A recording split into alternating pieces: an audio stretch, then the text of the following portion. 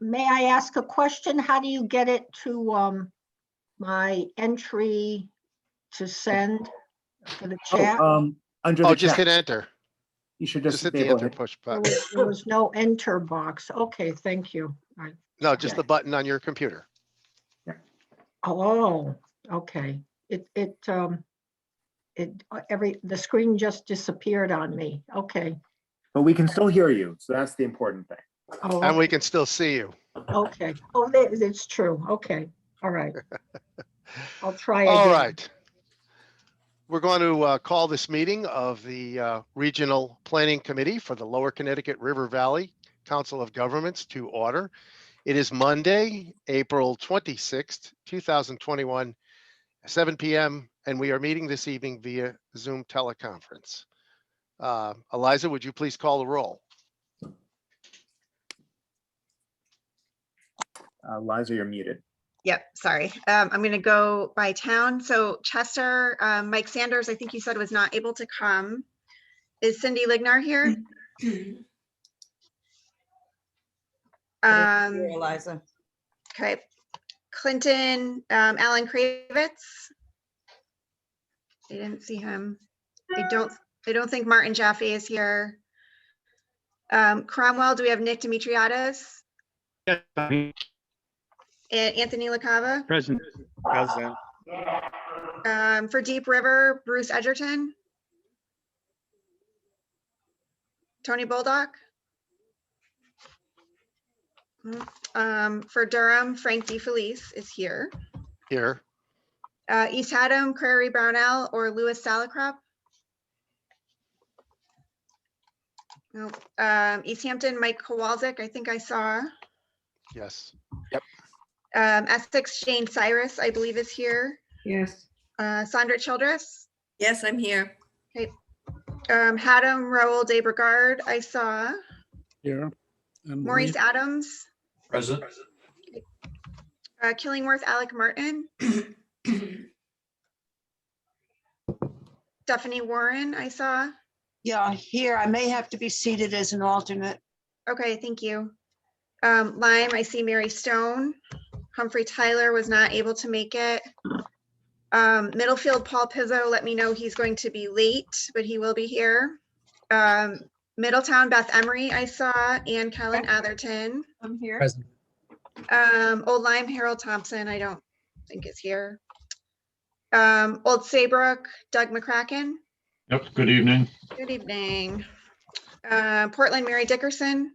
Here. And Westbrook, Bill Neal. Yes. Do we have Marie Farrell?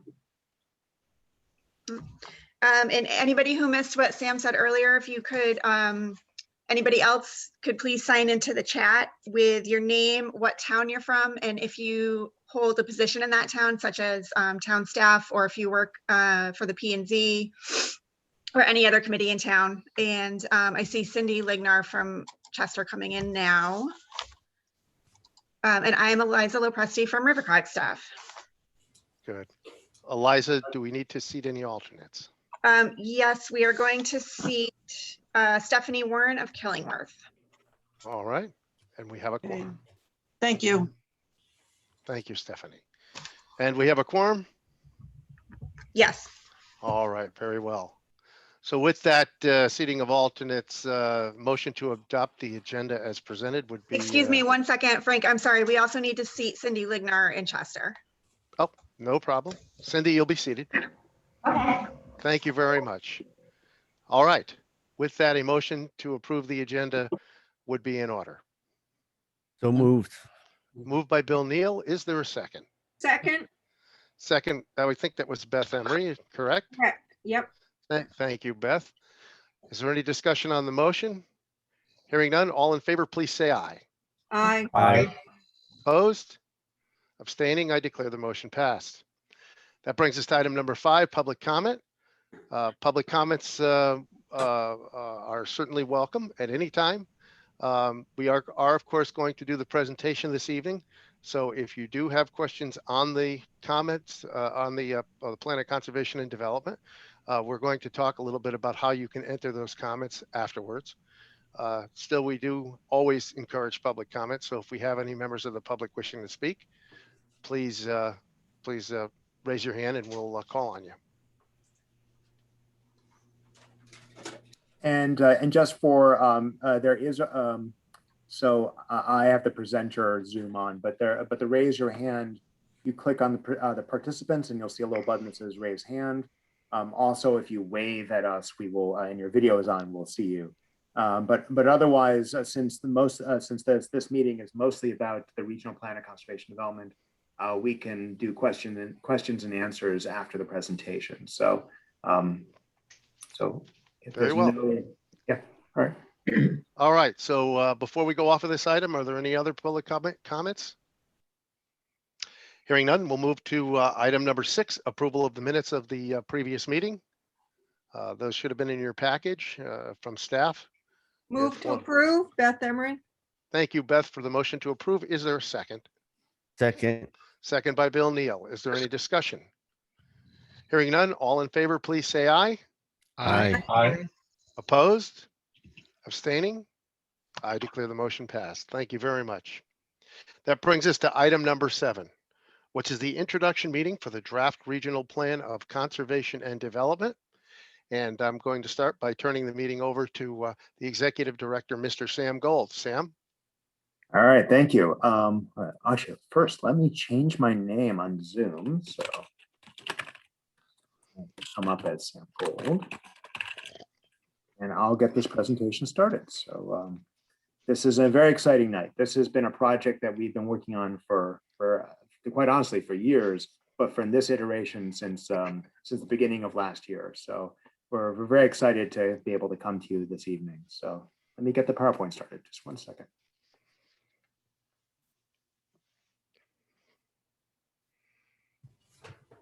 All right. Welcome and hello. Thank you for joining us this evening. My name is Sam Gold, and I am the Executive Director of the Lower Connecticut River Valley Council of Governments. We also go by RiverCOG. I am joined tonight by a variety of staff members from RiverCOG and members of our Regional Planning Committee. The Regional Planning Committee has been, well, first of all, RiverCOG staff has been working hard on this over the last year, and our Regional Planning Committee members as well have been working hard. They have the job of overseeing and guiding the regional plan project on the behalf of our region's municipalities. And so this is, we're all very excited to be able to bring this to you this evening.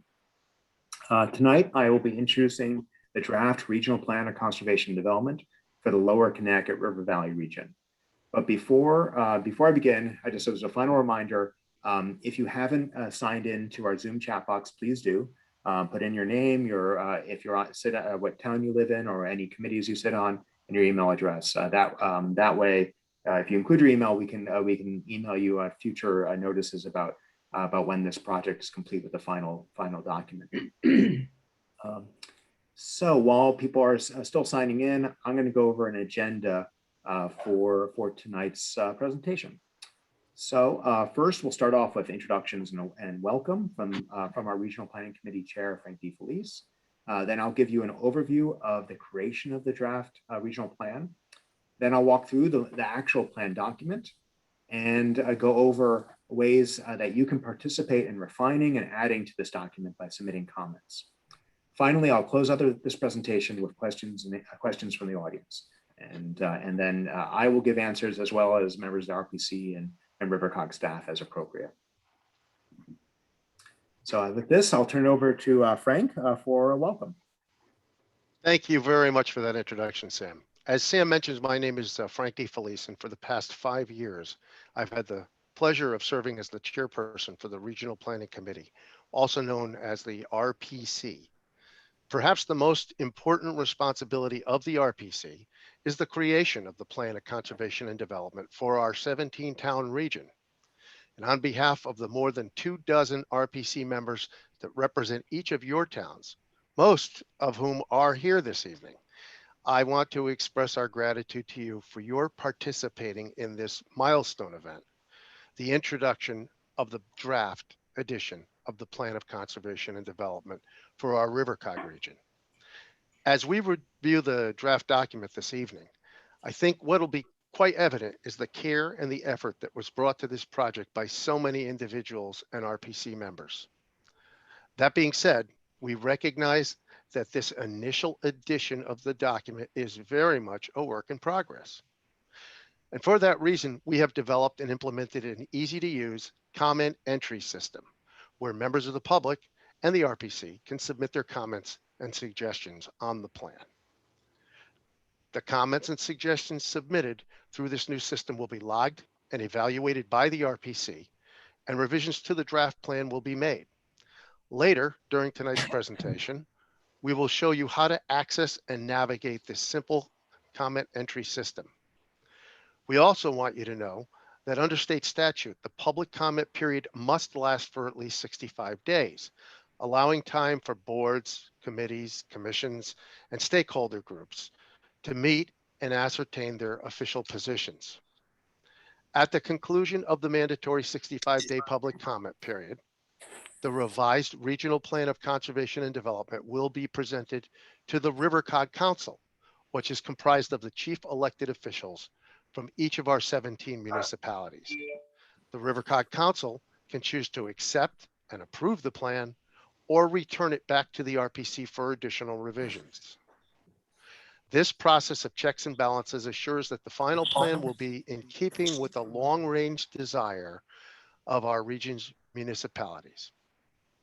Again, I want to thank you for your participation in the creation of this Regional Plan of Conservation and Development. We look forward to hearing from you very soon and for your continued participation in the process. And with that, I'll turn the presentation back over to our Executive Director, Mr. Sam Gold. Thank you, Frank. And so let me give you an overview of the project. So here's some background. This information won't be new for some of you who have joined us for previous presentations or workshops, but for those who are joining us for the first time, welcome. We are here this evening because the RiverCOG, the Regional Planning Committee, and our consultant, FHI Studio, are working on our first ever Regional Plan of Conservation and Development, an RPOCD, or Regional Plan, for the Lower Connecticut River Valley region. We began this work in February 2020, and tonight we are presenting our first public draft of the document. Before we go into the meat of the document, I'd like to review a little bit of what the RPOCD, or Regional Plan, is, the process we use to create it, and the process we use to create it. First, the RPOCD is a visionary policy document that sets goals and makes recommendations regarding preferred land uses, development patterns and types, and desirable areas for conservation based on existing and emerging regional trends and challenges. RiverCOG is required by state statute to adopt a regional plan every 10 years. However, this regional plan does not overrule any local plans of conservation and development or local zoning regulations. Instead, it is intended to encourage voluntary coordination between municipalities in their land use regulatory activities, so we can address issues and opportunities in a coordinated and effective way. At the beginning of last summer, RiverCOG held 2 region-wide introductory presentations, which offered a primer on RiverCOG, the RPC, and the regional plan. We then spent the summer virtually visiting each of the 17 municipalities at meetings hosted by the municipal planning commissions. We use these municipal meetings to gather input on the issues and goals of each municipality and understand how they see their role in the region. Recordings of each of these meetings are available on the RiverCOG project website, rivercogregionalplan.org. After the series of municipal meetings, RiverCOG held 4 regional thematic meetings, or virtual workshops. The first was on demographic issues and trends from our existing conditions report. The second was a regional visioning and branding workshop where we talked about what our vision is for our region in the future. And the third and fourth workshops were dedicated to mapping and creating our future land use map and introducing the RPC and public to an online mapping tool for collecting some of that geographic information from our region. As I already mentioned about our existing conditions report, this was going on in the background. We gathered extensive demographic and statistical data for this plan. The data is presented in a summary form in the draft regional plan, and the full document will be posted in the complete form as the existing condition report to our website later on in the week, and will also be attached to this document as an appendix. At the conclusion of the workshops and data analysis for the existing conditions, RiverCOG, FHI Studio, and the RPC spent nearly 3 months writing and editing the draft regional plan. Now we are turning over to you tonight. Now it's your turn to review and weigh in on it. I'm just going to give you an overview of the timeline. We are in phase 4, which is the draft regional plan. This project we're expecting to wrap up in phase 5 in the summer, with RiverCOG adoption of the final plan either in August or September. So there's plenty of time for us to make changes and additions and to make sure that the plan that the RiverCOG CEOs adopt is as good as it can get. As Chairman DeFleece mentioned, today starts our 65-day public review period. We are hoping that you will take some time to read and review this draft document and tell us what you think, what we got right, what we can improve, and what we might have forgotten. Everyone is welcome to read and submit comments to the RiverCOG on this draft plan. Please feel free to share this document widely.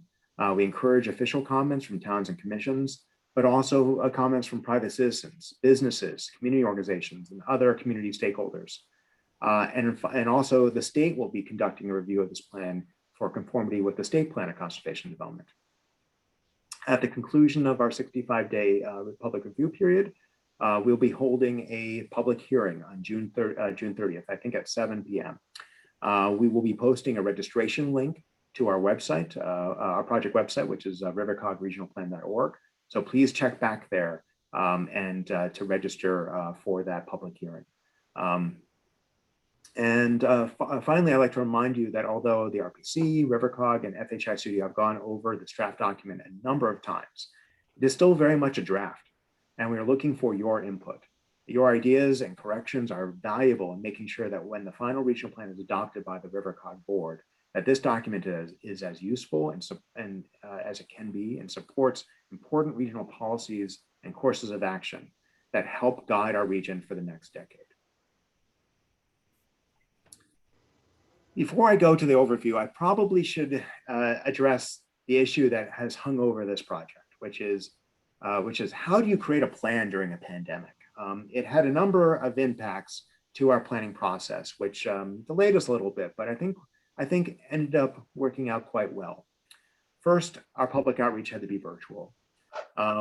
We were able to, but because of that, we were able to hold many more meetings that were accessible to more people. We were actually overwhelmed by our attendance at our very first introductory presentation. But we are aware that participants at these meetings had to have access to high-speed internet and had the wherewithal to attend a virtual meeting. Which we took into consideration when drafting some of these goals and recommendations in this plan. We also couldn't hold pop-up events. A pop-up event would be an event where we would be at a public place and try to engage members of the public who aren't seeking us out. To attend a virtual meeting, you have to want to attend. But we would usually use pop-up meetings to interact with other members of the public who may or may not know about RiverCOG, may not know about the regional plan, but because of the obvious concerns of limiting interactions between staff and our consultant and strangers and the COVID virus, we did not hold any pop-up events during the course of our public outreach. However, we are trying to do our best to get the word out as much as we can about this project and make this accessible to as many as possible. The second item I think that I need to talk about is that we're still in the pandemic and we don't have good data that covers it. Most of the data in our regional plan is from 2019 or before. 2020 data is an oddity because it's from a year that was partially normal and partially not normal. And really, we will not know, we won't have the context to be able to look at that data from 2020 or 2021 until a number of years have passed and we can actually see how, with some context, how the different demographics and statistics were impacted by COVID. And that gets us to the final bullet, which is COVID changed everything, maybe. Our lives have been upended by COVID. One thing is clear, that the internet is more important than ever for remote work and learning, and those are things that are probably here to stay. But other changes, we don't know how long term they're going to be, and they're much harder to predict and may verge on conjecture. Some things like brick and mortar retail stores and commercial office may be permanently impaired in our region. The recent real estate boom with potentially New Yorkers moving out of the metro area and moving into our region. We don't know if they're going to become full-time residents, or this will just be their weekend homes or seasonal residents of the region.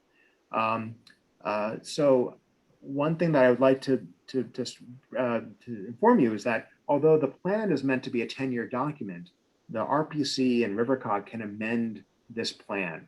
And we will be tracking these trends over the course of these 10 years.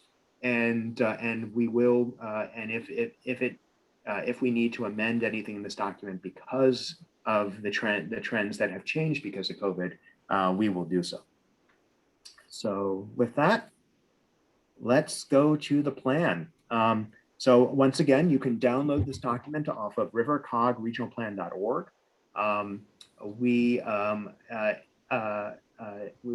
This is it was right on the front page.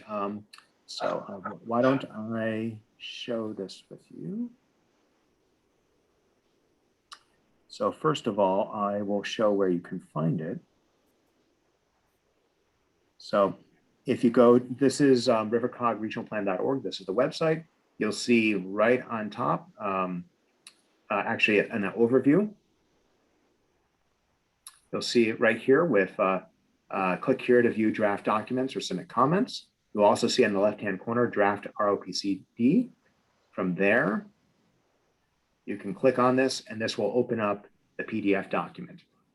You can save that document to your local computer, and you can also share that link with others who may not be here tonight. So why don't I'm going to open up the PDF and walk us through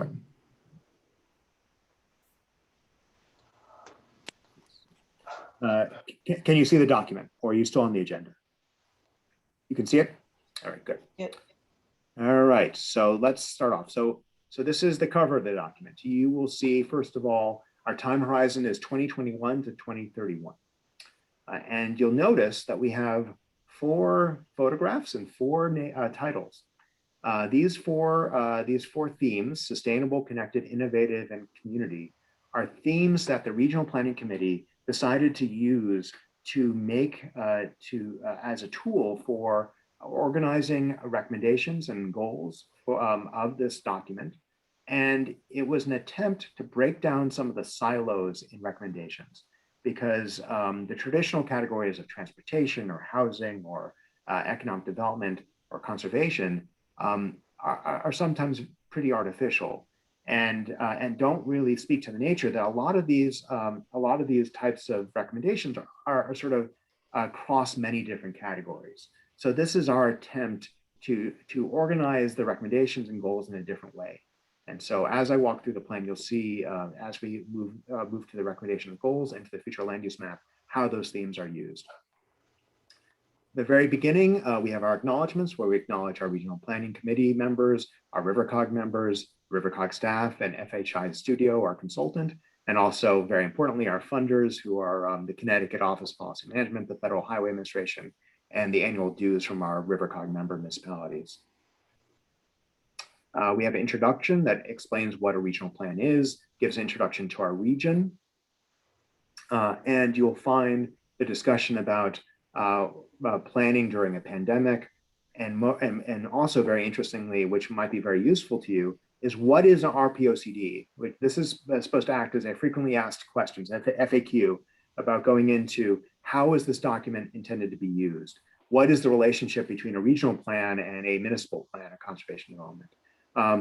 How will these goals and recommendations be implemented?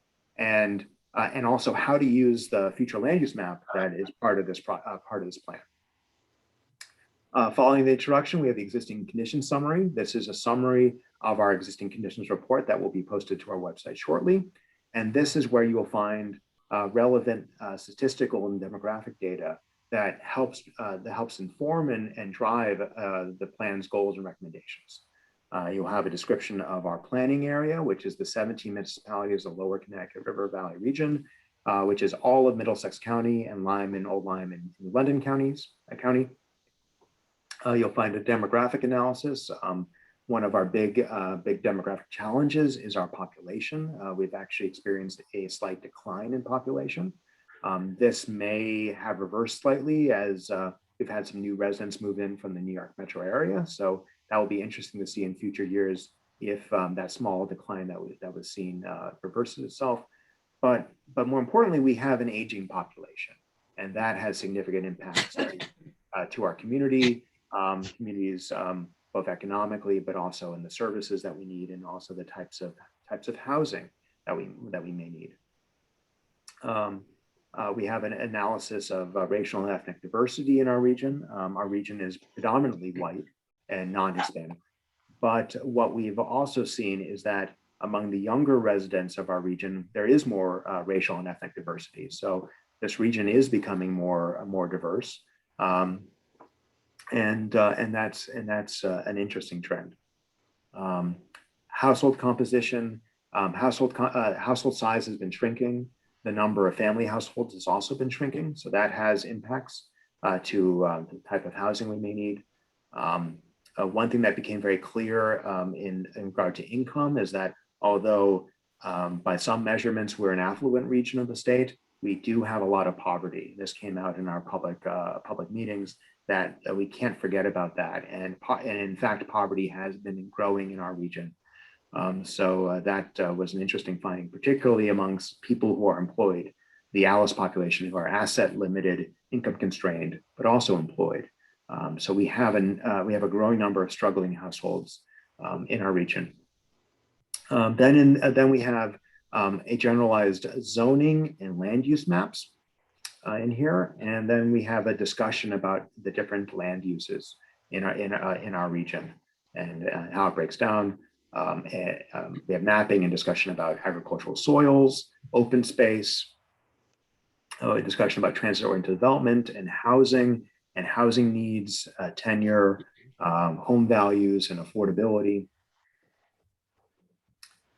We also talk about economic development and employment, where employment is clustered in our region, and also our commuting patterns, how we, for our lower wage service jobs, we import people from outside of our region, and a number of our a larger percentage of our residents actually leave our region for higher paid jobs. So, and then about 26,000 of our region's residents actually work in our region. So we have a very interesting labor relationship to our neighboring regions. We also have an analysis of tourism and where our recreational amenities are in our region. And then finally, we have a discussion of transportation, of our major highway, expressway corridors, where we find traffic, rail network, and bicycle network or bicycling suitability of state highways. We discuss infrastructure, sewer, and public water, access to high-speed fiber internet, which is needed for businesses who use a lot of data, but also locations of our cell towers in our region. We all know that high-speed internet access and cellular service are more important than ever, and our region has a number of holes. And then finally, we have a map showing where our gas and diesel fuel transmission lines are, our major transmission lines. And then the final part of the existing conditions talks about the environment, environmental hazards, flooding, where our natural diversity areas are, wetlands, both tidal and inland.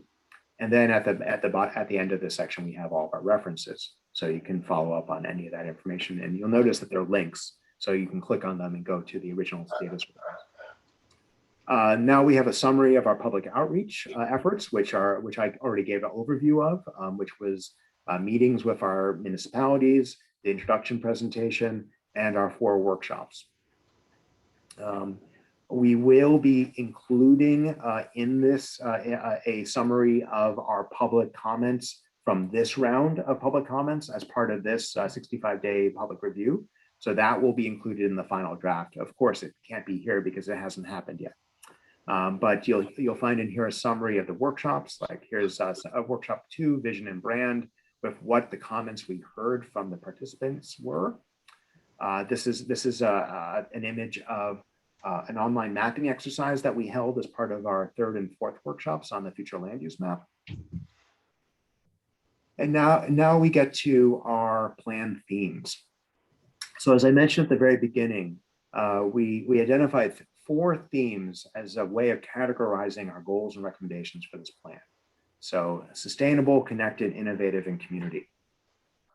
And we see those 4 different themes sort of as a Venn diagram, where they overlap into a sustainable community is a resilient community. A connected community is also inclusive. An innovative, a place that's innovative and also connected can facilitate growth.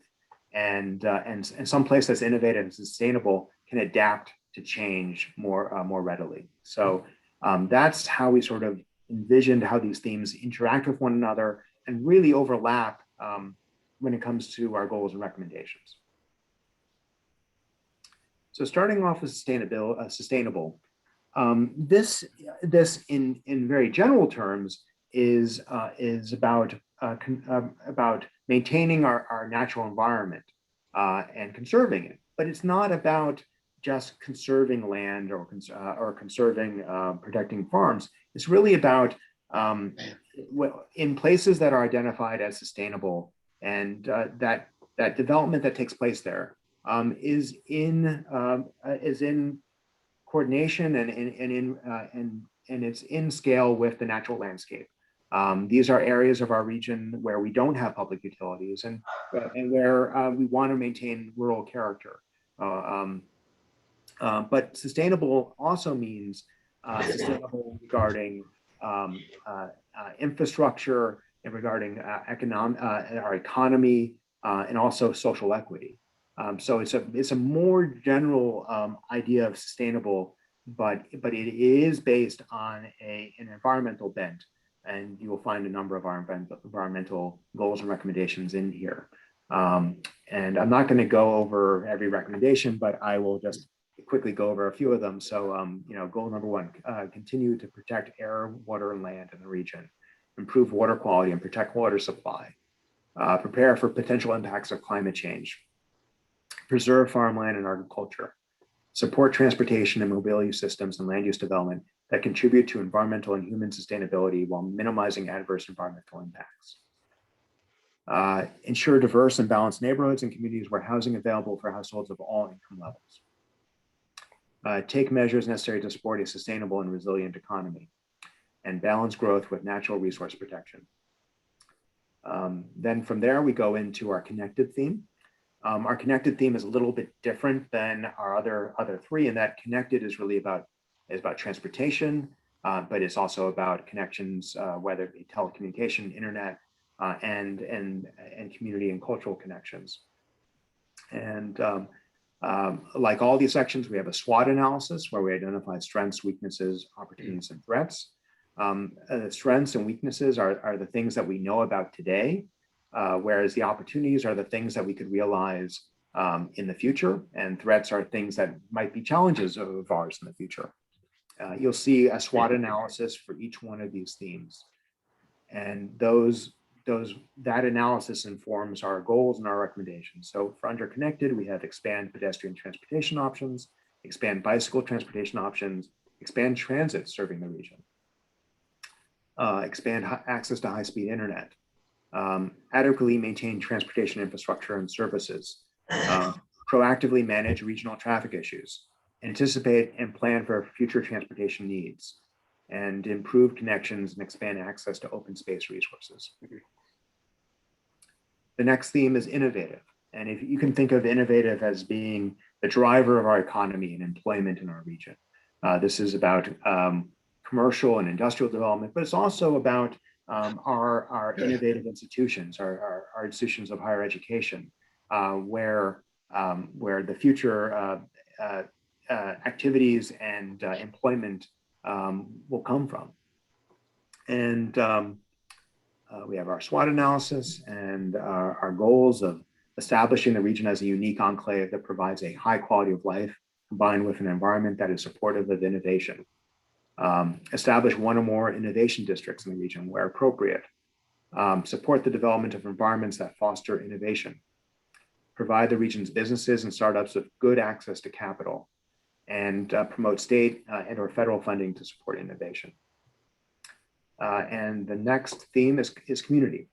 And so community is really about places where people live, but more. It's about the community institutions and organizations that really make a place more than just a place where you sleep, but a place where you actually live.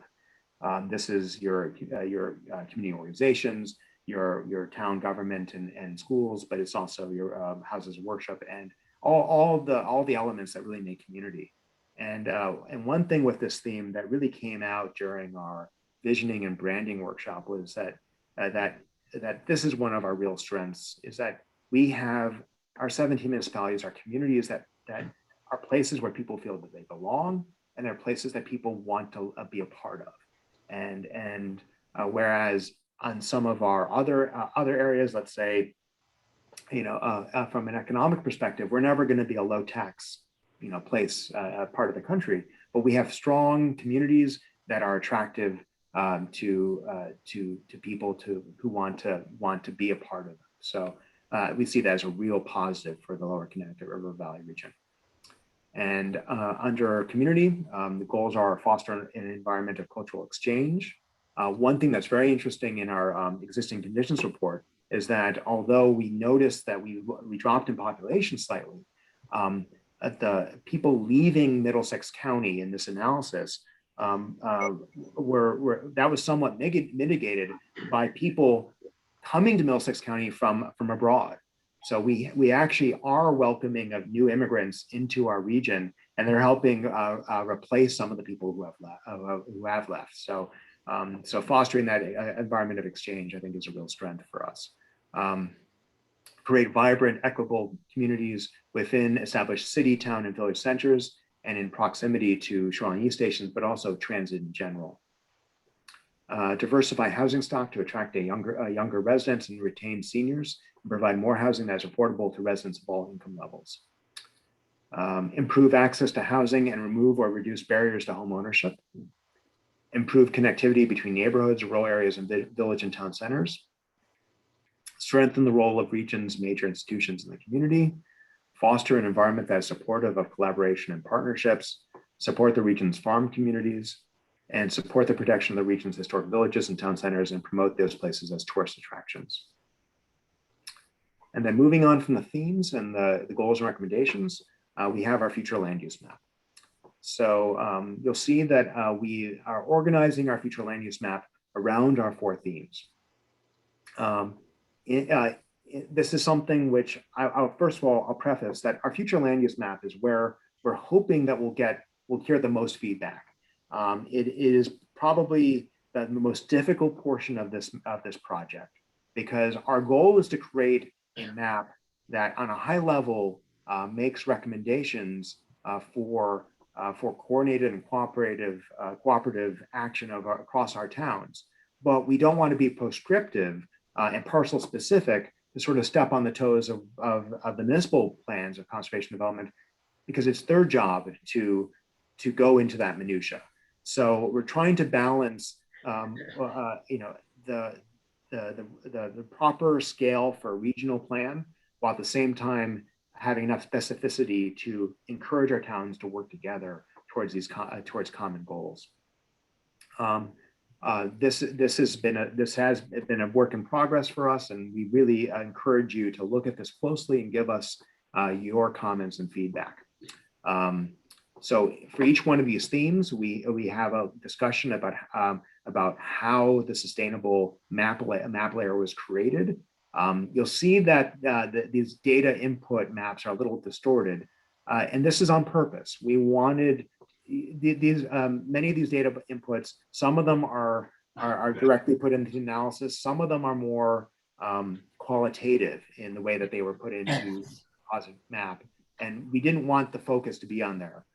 In the final version of this plan, we may actually go into more detail on these data input maps and put them as part of the appendix. So I'd like to hear from you as to how you think this works or doesn't work for you.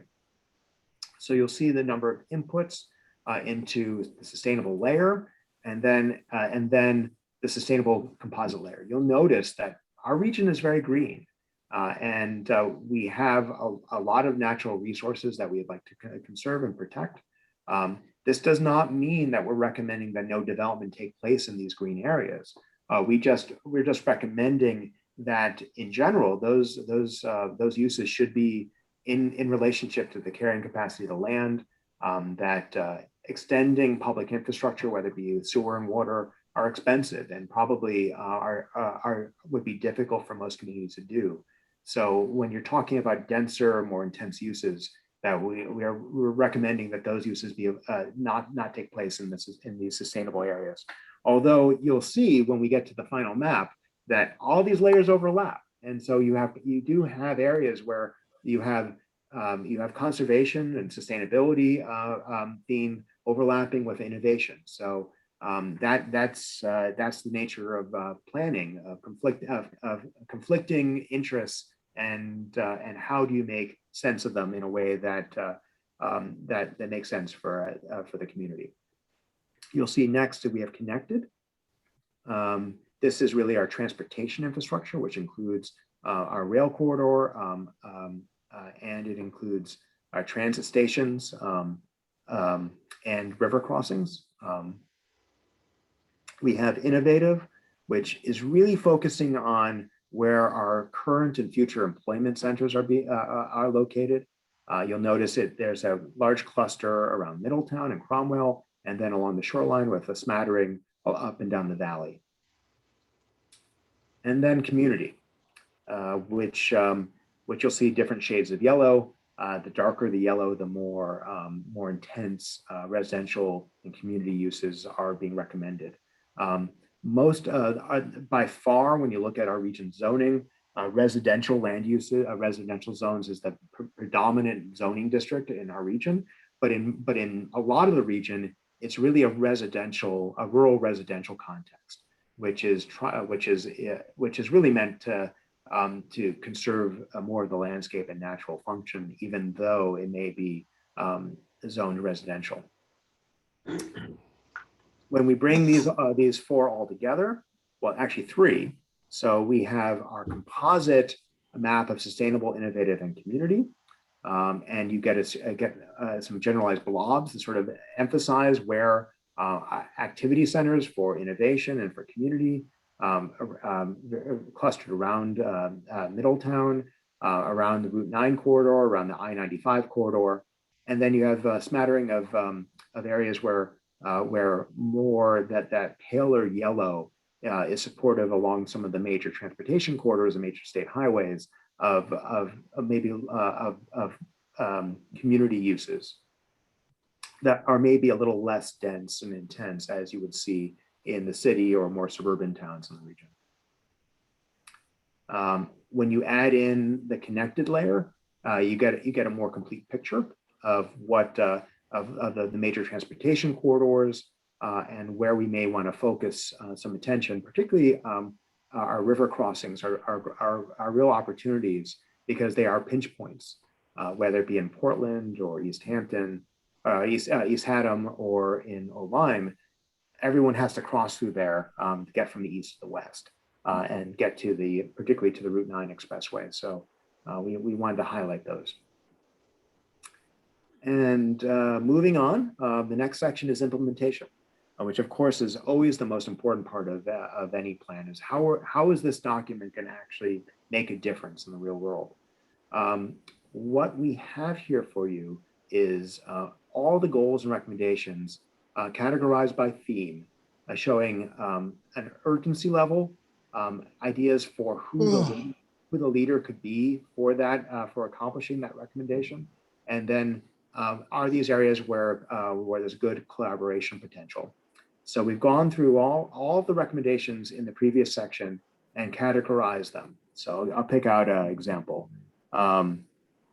So guide growth to regional centers and areas of established infrastructure. So we have a lead as RiverCOG. Collaboration, potential moderate. You'll see some of these. You may agree with some of these categories. You may disagree with them. We want to hear that if you disagree, or if we got the leader wrong, or you think the urgency is the wrong category. We want to hear about that from you. And so we have that for all the different categories: connected, innovative, and community. And then we close out the document just with a statement that sort of reflects back on the introduction, which is, this realizing this regional plan and actually the coordination it seeks between the 17 municipalities takes engagement. It takes people taking off their local hats and putting on a regional hat occasionally and saying, like, how can we work together to deal with some of these big trends and issues that we're all struggling with? And that's the real essence here of the regional plan, is that working together, we are stronger and we're going to be more effective addressing some of these big issues, whether it be demographic or shifts in technology or incoming population from the New York metro area, or some of the major environmental and climate challenges that and disaster challenges that we may face in the future. And then the final section is the appendices. This is where you'll find the existing conditions report, a breakout of the future land use map data input maps if we go that route. We'll also have the citation from the Connecticut General Statutes, and also the final adoption resolution from the RiverCOG board. And so that's it for my overview of the document. Let me very quickly now just go over how you comment on this. So just 1 second.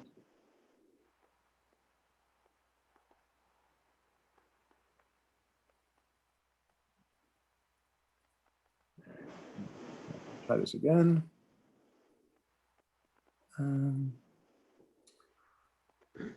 Are you? Let's see. We're seeing your slides. Yeah, I'm trying to get this to work.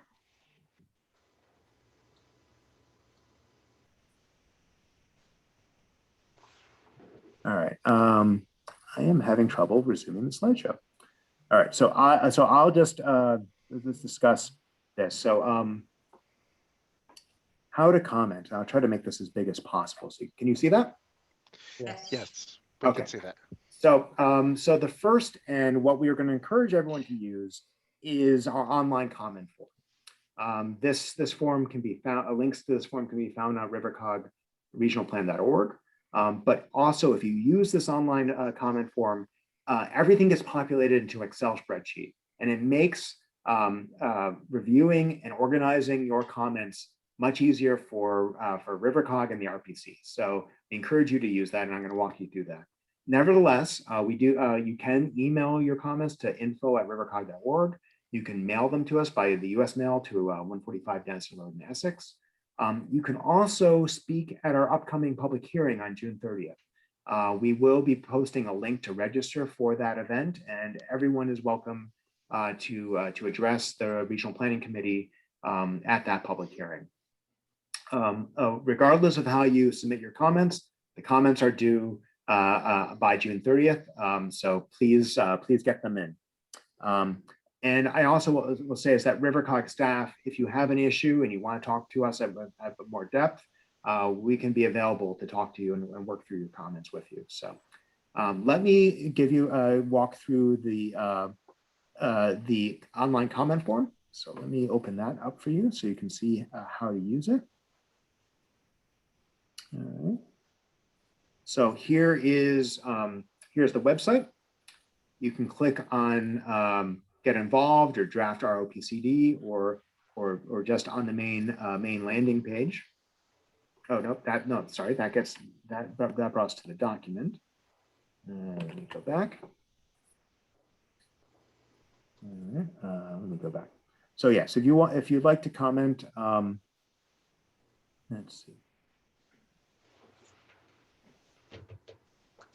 So I'll start from the beginning and I'll go, and so you'll see from the very beginning of how to do this.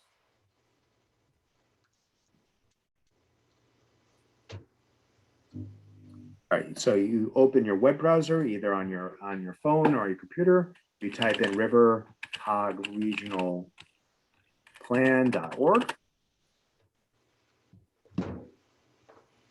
and you'll be taken right here. When you click on Draft ROPCD on the left, it will take you to this page where you can download the plan document. You can also click here to submit comments online. This will take you to a form. This form, you can put in your name and email address. If you put in your name and email address, it allows us to follow up with you if there's something that needs to be followed up with, but it's optional. And then you can type in your comments. As much as possible, if you can give the page number that you're commenting on, that will be more helpful to us. But I can say on page 53, I love the colors. Page 70, use a different picture, or page 15, the sewer map is all raw. Anything you want, you can put in here, and you click submit, and that will get auto-populated into an Excel spreadsheet that we can review. But what if you have more than 3 comments? Well, you still click submit, and then you get this option is submit another response, and it takes you back to the form, and you can fill in as many comments as you have. So we highly recommend that you do this route because it makes it easier for us to process your comments. But once again, this is just a tool. You can email or mail us or speak at the public hearing. But you just keep on filling in your comments until you're done, and you click submit each time. So let me go back and I'll just wrap up this presentation. Let's see.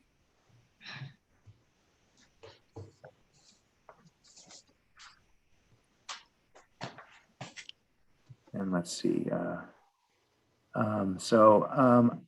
Just for finalizing the plan. So do you see that slide? We do. We do. Yeah. So as I said, the public comment will be due on June 30th. In July, the RPC and RiverCOG will review all the comments that we receive, and edits will be made to the draft regional plan. Either at the end of July or in August, the RPC will vote to refer the final draft to the RiverCOG board for adoption. And then either at a special meeting in August, because usually the COG does not meet in August, or in September, RiverCOG board will vote to adopt the regional plan. It's possible they also may send it back to the RPC if there's additional changes that the first selectman would like to see. But we expect adoption in September, if not in October. And with that, I would like to say thank you. I'd like to thank everyone who's joined us tonight. I'd like to thank RiverCOG staff, our RPC members. I'd like to thank our chair, Frank D. Felice, senior planner, Megan Juflis, who I'm so glad you could join us tonight, and Liza Lopresti, our multi-talented administrative assistant who made tonight possible and submission to every of these comments. And at this point, I'd like to open it up to questions and hopefully some answers. Well, thank you, Sam. Let me start by saying I think that was an excellent presentation, very easy to understand, and I want to thank you on behalf of the RPC for all the work that you and your staff have done. And I know personally there's a lot of hours that were put into this project, a long time coming, and this is a really momentous evening to be able to present this to the public. So thank you. Now, if the members of the public wish to speak, you can use the raise hand function, which is located in the bottom of your screen where it says participants. The bottom of that has a raise hand function, and then you can lower your hand. If you are uncomfortable using that and you want to just flag us down like this, we'll see you and we'll call on you. So we do realize that this plan only was posted to our website this afternoon, so none of you have seen it. But if you have any questions about process or any of the larger picture items, please feel free to ask the question now. We are also, of course, available. We're available for you to give us a call on our main phone number or to chat about this. But and we'll welcome Megan and baby Theo, who is now joining our meeting. So we'll have the minutes note that that Theo Juflis has also joined the meeting. So any questions or comments from any of the members of the public or RPC members?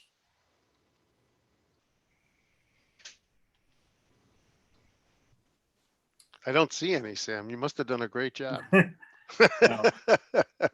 Well, thank you again. And we have, it's hard to believe that I'm already planning for the end of June.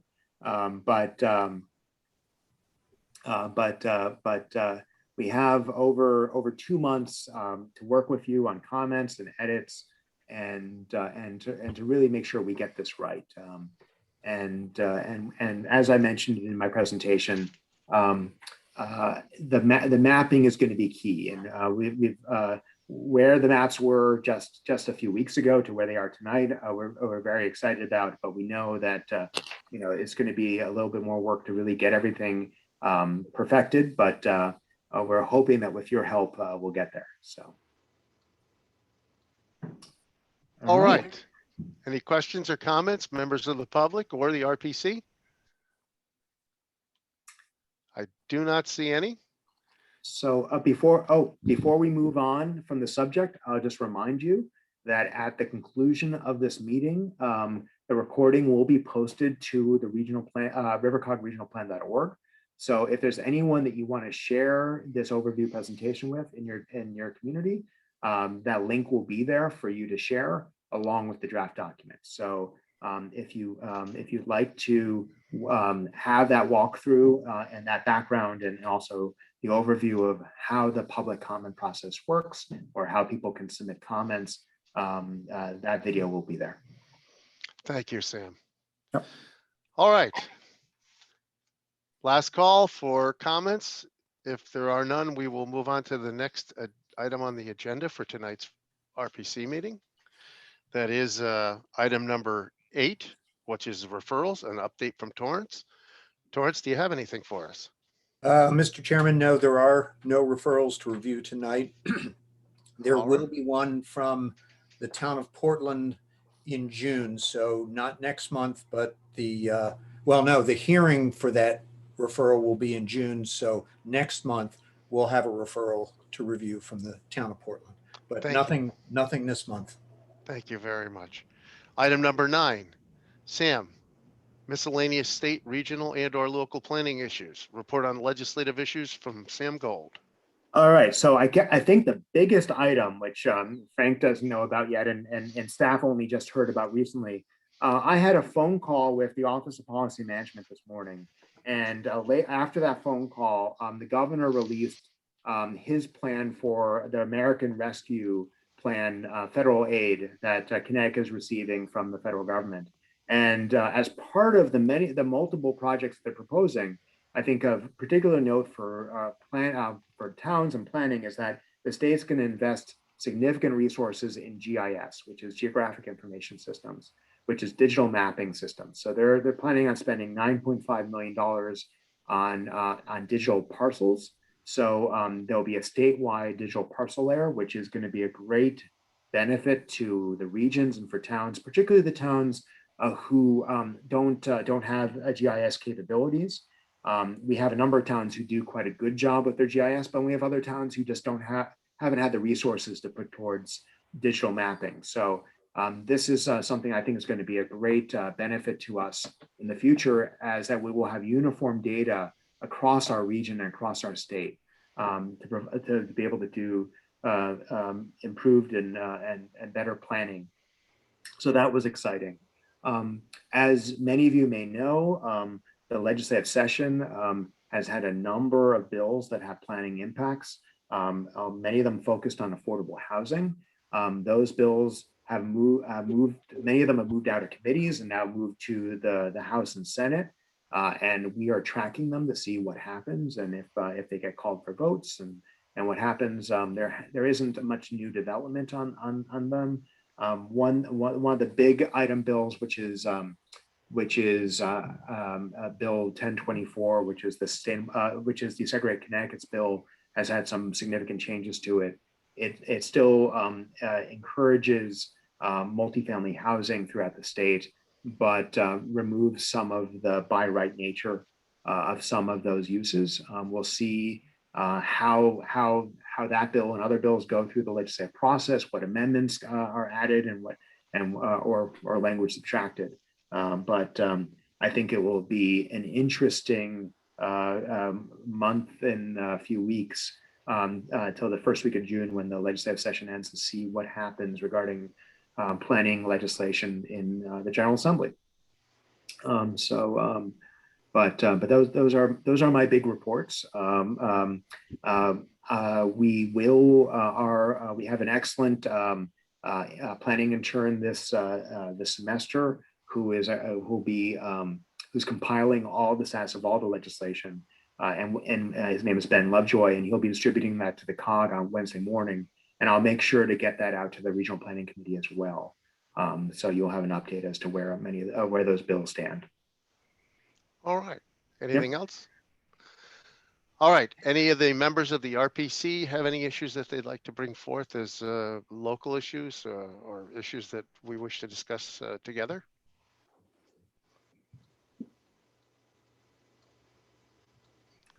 I don't see. Oh, Jane. Yeah. Go ahead, Jane. Oh, just unmute yourself, Jane, first. Have any plans to circulate this with some of the local newspapers? Or Yes. I was also going to suggest that you should suggest to all the members of the committee that they send it to everybody that they know. And we really need a much bigger circulation in this group. Yes. So Jane, that's an excellent suggestion. So everyone who's on this meeting call, please get out the word of this draft plan of rivercogregionalplan.org. And we will have the registration information for the public hearing up there very shortly, but also try to get this in the hands of as many people and community organizations as possible. We do have the Connecticut Examiner here tonight, so I'm hopeful that they will do a good story on this public comment process, and we'll get that. And that will increase the exposure of this draft document. But yes, everyone, please take this opportunity to not only do your own review, but also to help promote this and get members, get as many people's eyes on this document. Thank you for your excellent suggestion, Jane. And thank you, Sam. I see we have Kellen, you have your hand up. Go ahead. Thank you, Mr. Chair. When is our next meeting scheduled to be, and will this be the bulk of the agenda? I suspect it will be the bulk of the agenda. There'll be lots and lots to talk about after everyone's had time to do their thorough review of it. Let's see. It's May 24th. Looks like May 24th, right? And so what I had, but before May 24th, we were working on a very compressed timeline here. We received the draft document back from FHI Friday evening. On Saturday, we reviewed it to make sure the comments that you had all submitted to us were addressed. Unfortunately, we found that a number of them weren't. So we then went back on Sunday, went through everything, got it to FHI, and then FHI was able to give us a revised draft at about 4 p.m. today. If there are corrections, if there are typos, if there are mistakes that you have found, please get that information to me or Eliza. Frank already identified 5 very small items. I don't have a problem with asking FHI to make just typo corrections and swapping out the document that's on our website now today with one that has those typo corrections. So please, in the next couple of days, as you take a look at it, if you identify any typos or major, hopefully there's no major issues. We hopefully addressed all those in the comments we've already received and in our reviews. But please get that to us, and I don't have any problem with pulling the document that's currently on the website and replacing it with one that's corrected, that has the typos corrected, for example. Yeah, Kate Anderson has made an excellent suggestion in the chat. Thanks, Kate. I hope it's okay. I'm highlighting that. Oh, go ahead. And leaving tonight just to thank everyone for all their hard work and celebrate what's been over a year, if not longer, progress. But I'm looking forward to a healthy discussion on May 24th in this document. I think it's an excellent building block, and I'm looking forward to how we proceed. Thank you very much. So thank you, Kate, for that suggestion. I think we can easily come up with a draft email template for everyone who's participated tonight and joined, whether you're a member of the RPC or just a member of the public, or you're a town official. If you put in your email, your name and email address in the chat, we will get you that template email out to you. We already have all the email addresses for the RPC members and obviously for a number of our partners, but we may not have everyone's. So yeah, we can forward that also to each of the municipalities, Sam, and then maybe with a cover letter that just says, please distribute. And also one thing that I didn't mention is that please feel free to put this on your social media. If you maintain social media for a group or an interested party, or just if you're a planning nerd like me, you can put it on your Facebook wall. And so that's, and we will be asking our first selectmen and the towns to be putting links on their social media and on their websites as well. RiverCOG does have a Facebook page. It may not be the most popular Facebook out there, but we can get that out and via the social media avenues that you have access to as well. Yeah. And I'd like to also point out to the RPC members, I think in total you submitted somewhere around 300 comments. And so it was quite an affair to try to make sure that every one of those was pretty much addressed in one way or another. Sam's done a good job with that along with staff. And I think that with that, Sam, do you have anything else? So Raul had a good, can you devise a way so we can see comments submitted by others? I would certainly wish to see the state comments. So let me speak to that second part, the state's comments. So I reached out to OPM and made them aware of this draft. And I offered them the opportunity to meet with them to sort of understand any comments they may have in their review.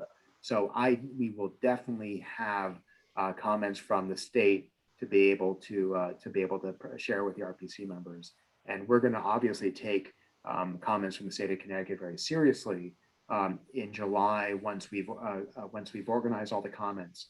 One thing that hasn't happened is it hasn't gone out to various other state agencies. So this has not gone to our DOT liaison. This has not gone to DEEP or DCD or some of the other agencies in the state that we would like to send it to. We've sent it to OPM because OPM is the agency that oversees the regional plan. But we would like to make sure that the other state agencies get this as well. So yeah. The other thing I think, Sam, is Raul brought up the comments. I think prior to our next meeting, if we can pull down and distribute, say at some interim date before the meeting, the comments that have been submitted before that date, then we can certainly distribute those to the RPC members before the meeting so that they can look through and see the comments that have been made. And thank you, Tatiana, for your comment. We do our best to try to define acronyms in the document the first time they're used. I will make an effort to make sure that, that the Connecticut government lingo like DCD is defined as Department of Economic and Community Development. So people know what or OPM is Office of Policy Management. So people, when they read the document, know who we're talking about, because that's a very good, and I think your idea of footnotes or appendix, but we'll make sure that's in the text, that acronyms are spelled out. That is a pet peeve of mine as well. So thank you, Tatiana, for that comment. Sure. All right, any other comments? If not, a motion to adjourn would be in order. So moved. Moved by Bill Neal. Is there a second? Seconded. Second by, I saw Beth Emery seconding. I'm not sure if someone else did. I heard Mike. Okay. Is there any discussion on the motion? Hearing none, all in favor, please say aye. Aye. Opposed, abstaining? Thank you, everyone, for your hard work. I appreciate all the help that you've put into this project. Thank you, Sam and staff.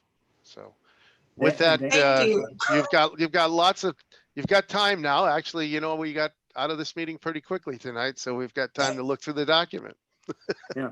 So yes. So please take a look, download it, and for the RPC members, if there's anything major or minor that you see in this, we'll get it fixed this week. Okay. Thank you very much, everyone. Have a good evening. Thank you. Good night. And thank you. Thank you.